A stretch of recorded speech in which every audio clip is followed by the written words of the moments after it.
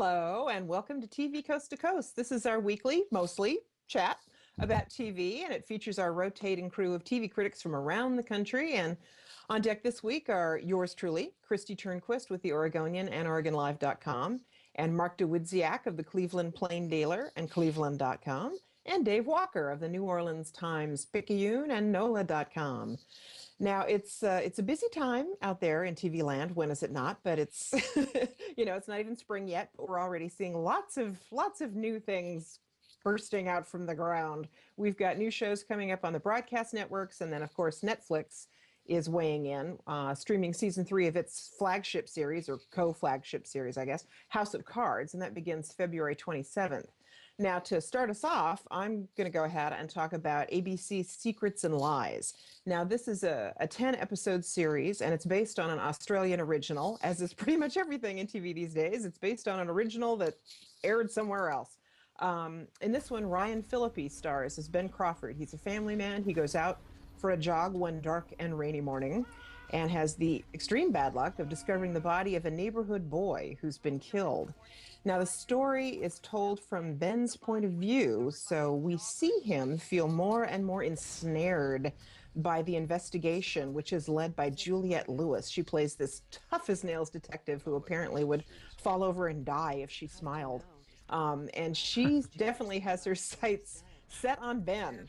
The supposed hero who finds the body turns out to be suspect number one. And obviously the question is, did he do it or did he not? And since it's told from his point of view, he's kind of our narrator, as it were. And you wonder, is he an unreliable narrator, or is he really this poor guy with an unhappy, messed up marriage through every fault of his own, who's just, caught in this thing? And I found the premiere pretty compelling. The story has elements that may remind you of Broadchurch, the BBC America drama about a dead child and the impact on the community where the child lived. And then also even Gone Girl, where we've got a husband who may or may have not killed his wife, and you don't really know until the sort of the end. And it's not, Secrets and Lies isn't as consistently compelling as either of those. Not yet, anyway. It may turn out to be. We'll see.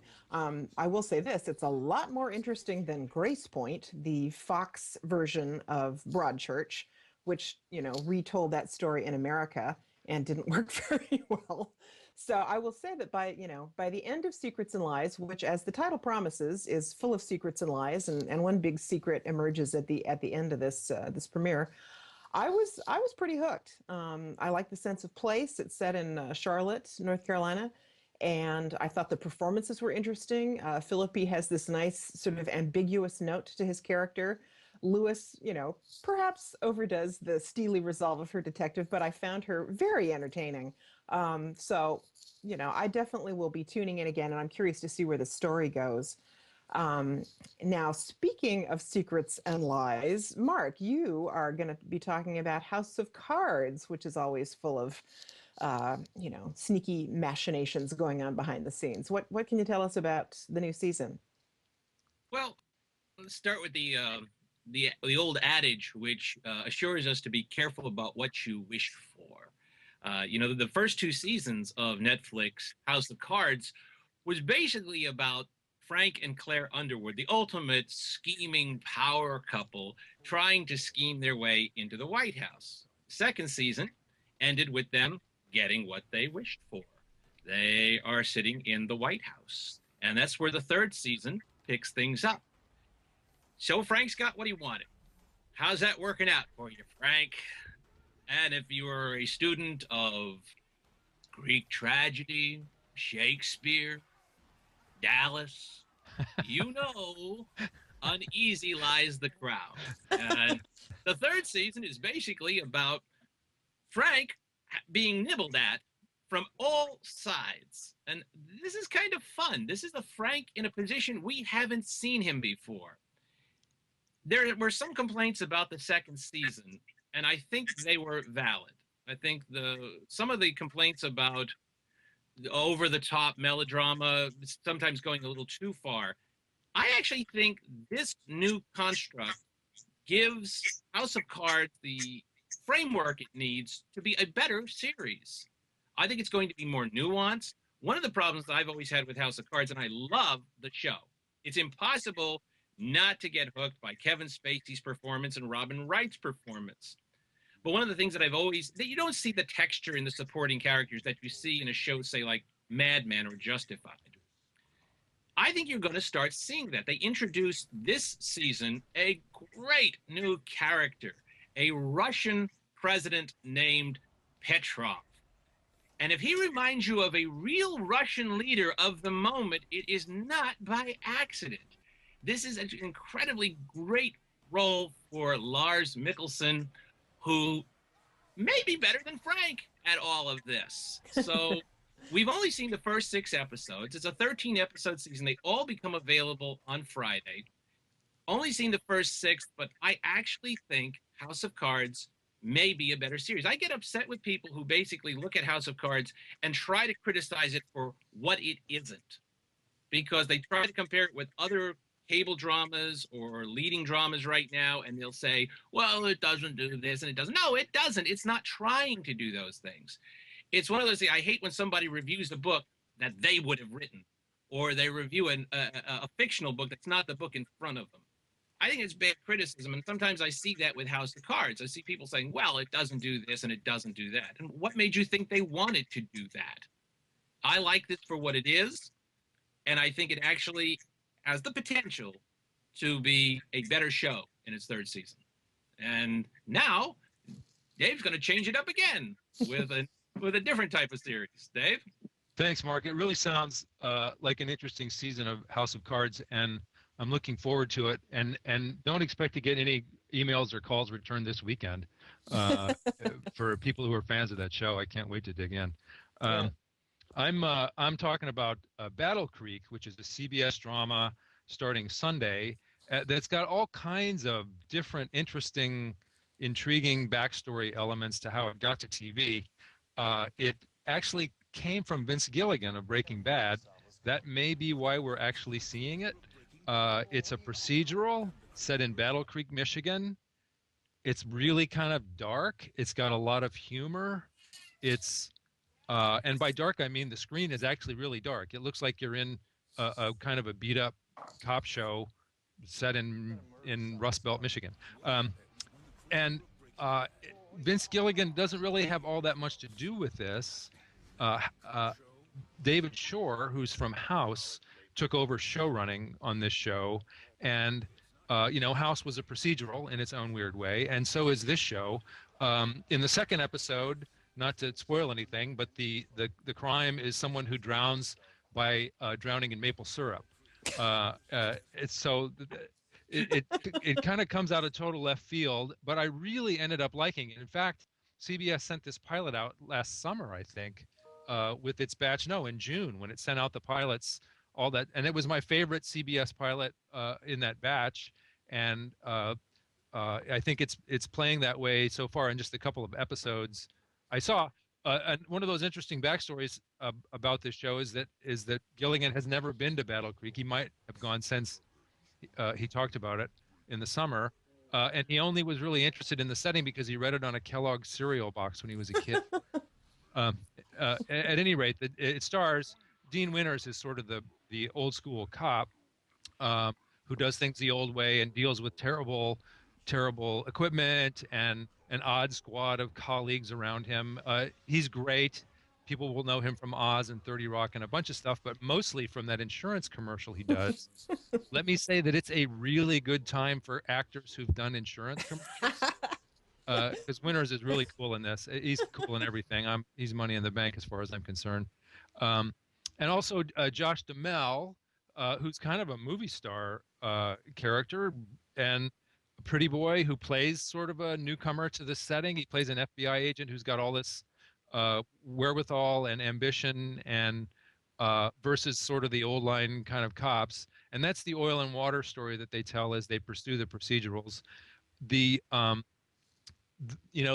shows that this reminds me of, nothing on CBS. This is a really weird placement for that network, and probably due entirely to the Breaking Bad ancestry of the thing. More than anything, and this is weird, it sort of reminds me of Barney Miller, and I'm afraid that it's weird to even mention that because it's a dark crime show, but it's got lots of humor in it and great performances, and it's on CBS. Go figure. Anyway, I recommend it. I think it's a lot of fun, and I can't wait to block out the time once I've watched all of House of Cards to watch the rest of these episodes.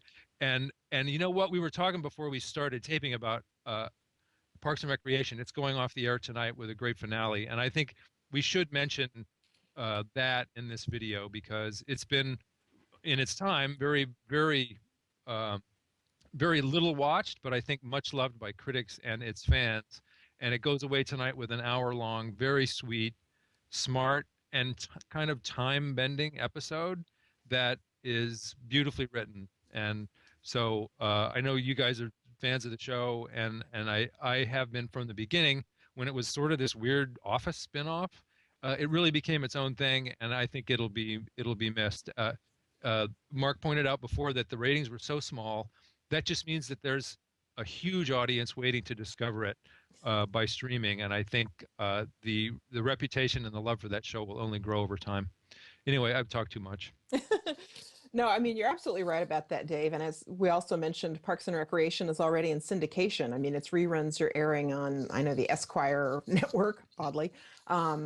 You know, and I think it's going to pop up because it does have, I think, a cult following, and well deserved. I wish it had had a bigger audience because it was such a great combination of smart comedy and genuine sweetness. Not treacly sweetness, just genuine affection for its characters, for its setting.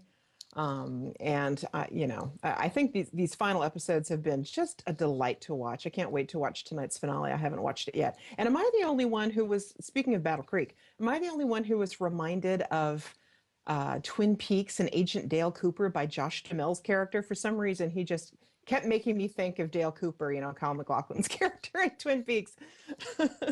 No, it did me too, but I had the same response that I kind of had to keep going back and look and say, this is CBS, right? This is on the same network of NCIS and CSI and those shows, right? You know, that's the one thing that worries me is it just doesn't seem like a good fit. You know, although, I mean, people watch shows so differently now. I think we, because it's our job, pay a lot of attention to networks and cable and that sort of thing.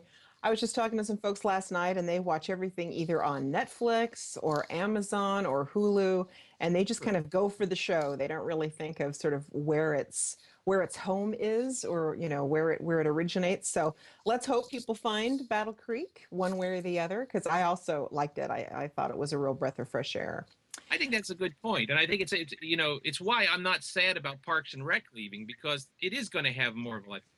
The sad thing about Parks and Rec leaving is really for NBC, not for Parks and Rec. Parks and Rec has had a good run. They've got to do good work, and as Dave said, it can be continued to be rediscovered.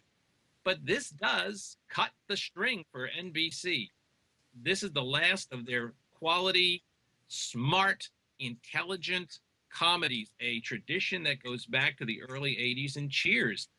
What a run for no network has served up more smart comedies over that, from Cheers to Frasier to Seinfeld to 30 Rock, all the way up to The Office.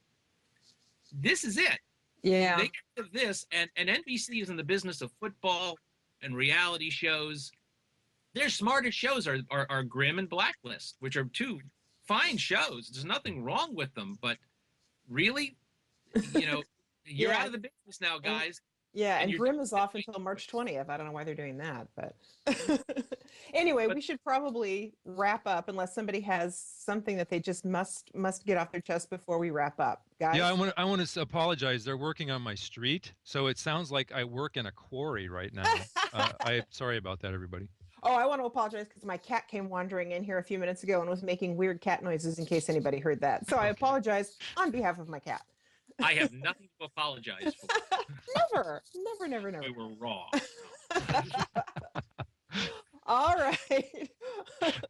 Thanks for watching. Thanks for joining us this week. This was fun.